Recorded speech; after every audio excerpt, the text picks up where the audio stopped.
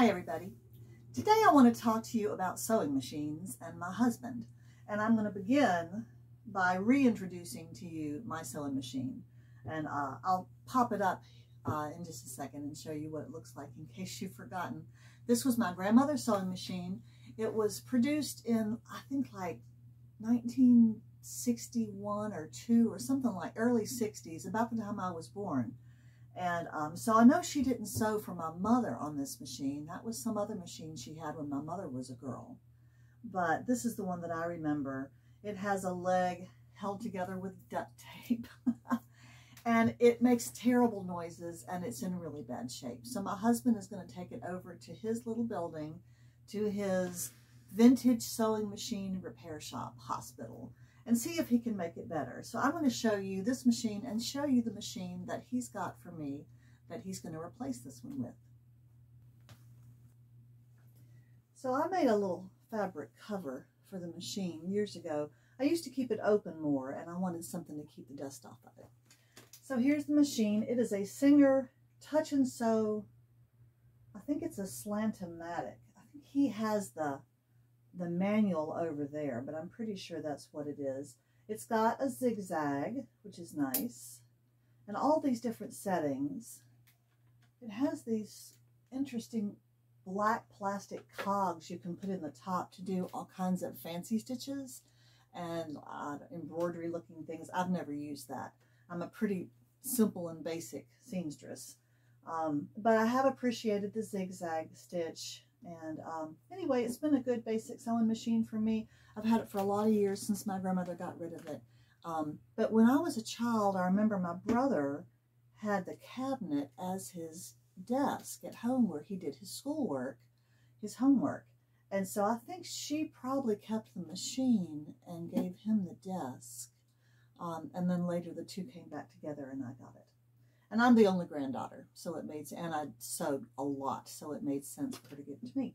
So let me show you what's going to happen. Now, one of the difficulties is this machine does have this lovely kind of storage well over here, which is very nice for keeping stuff in, and it closes to make this nice surface. I really like that a lot. And then it has a nice deep drawer over here that I keep a lot of stuff in. I have my mother's old sewing box in there. It's this kind of ugly brown box with a snap, but I just love it. Anyway, let me show you the smaller cabinet I'm going to have next. So this is the new cabinet that I'll be getting. Now, I do wonder if the new machine, new to me machine, would fit in my old cabinet. This is a much cuter cabinet, but it has no drawers, no storage at all. It's just a cabinet. But it is very cute, and it would take up less space in my studio if I could find a different solution for the storage of the items I have in my old cabinet.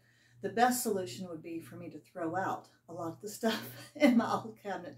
And maybe I'll do that, just do a nice clean out and only keep the essentials and find a small storage thing that could sit on top of this. It'd be nice to have a cabinet that took up a little less space because my studio is very crowded.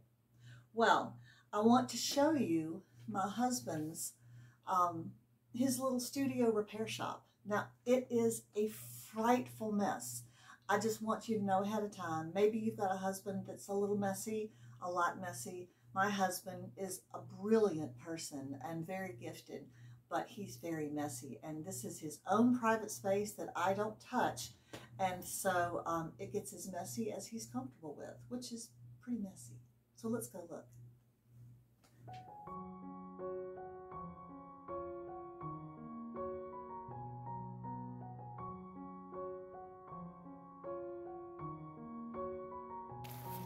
It's definitely a man shed in need of a little weed eating, but it's his. So this is my husband's space. Again, it's a small studio. It's really one room, and he has a lot in here. Maybe you'd be interested to look really briefly at all the things he has set up. He does a lot more than sewing. Let's take, oh, this is his toolbox. Drill, incense. He's got a little of everything. Let's take a look. He has a comfy raised chair that he sits in, which is really nice. This is his toolbox for doing vintage sewing machine repair. And I mean, I'm not going to get into that. But he also likes to make little books. Have I talked about that before?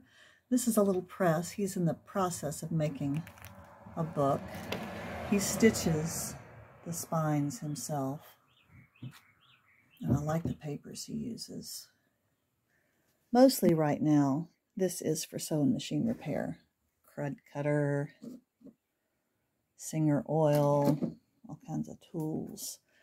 But he recently, oh, and this is a lovely table. It's a drafting table that a friend gave us, and this is what he's using, and he loves it. It also tilts up if he ever needs it to. See, this is a manual he ordered in the mail. Classes 237. That looks kind of similar to my old machine. So let's look at the new table he recently built for his machines. He does have an excess of chairs. He got this at the thrift store or on the side of the road, I forget.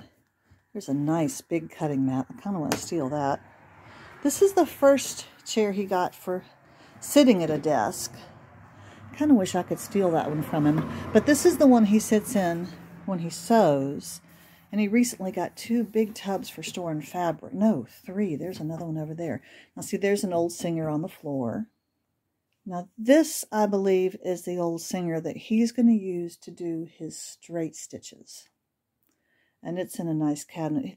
Oh, I don't remember. I can't keep track of where he got all the different machines and where he got the cabinets. And then he's got the ironing board back here.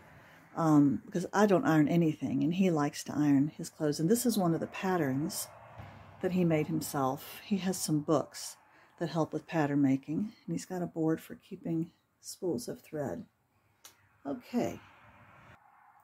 Now this is the table he recently made. Our son gave him the legs for it. These nice sturdy metal legs. There are 6 of them. And this spans almost the entire width of the room.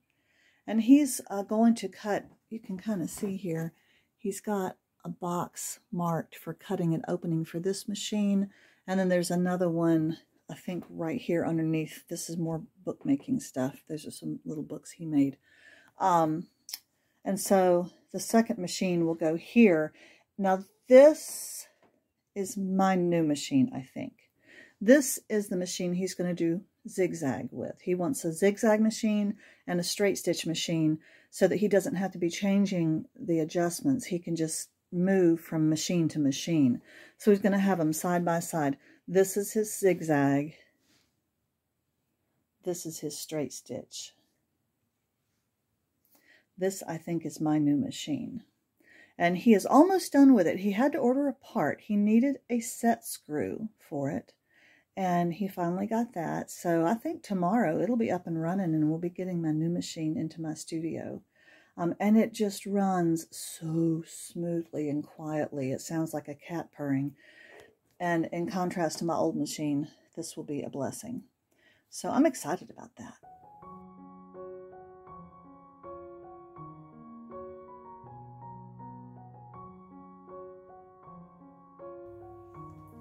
Now, as far as the actual clothing that he has sewn, he's done quite a bit. If you remember last summer, he made a soft yellow corduroy pair of pants and matching vest. And he wore those a lot, especially the vest. Well, both, but he wore the vest lots and lots.